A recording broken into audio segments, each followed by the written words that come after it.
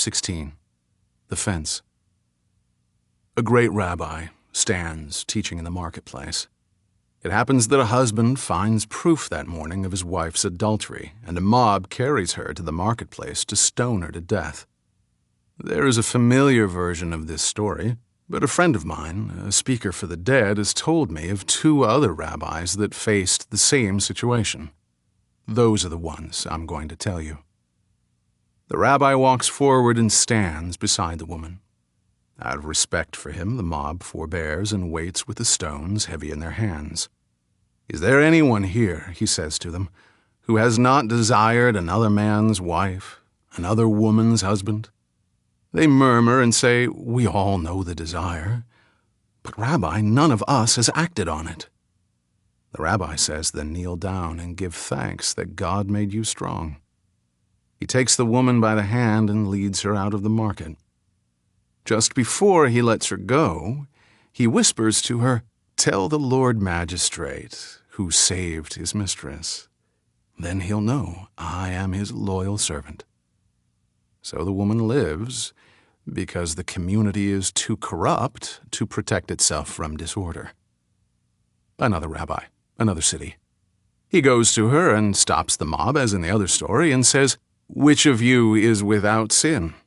Let him cast the first stone." The people are abashed, and they forget their unity of purpose in the memory of their own individual sins. Someday they think, "I may be like this woman, and I'll hope for forgiveness and another chance. I should treat her the way I wish to be treated." As they open their hands and let the stones fall to the ground, the rabbi picks up one of the fallen stones, lifts it high over the woman's head, and throws it straight down with all his might.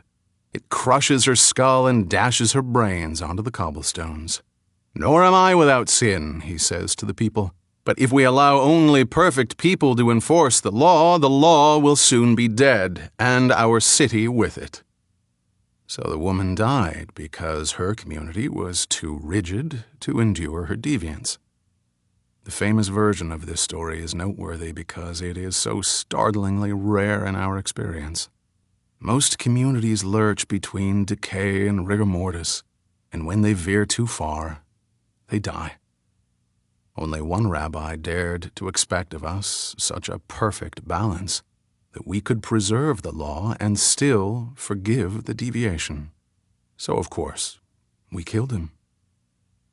San Angelo, Letters to an Incipient Heretic, translated Amai a todo mundo para que Deus vos ame Christaum, 103, 72, 54, 2.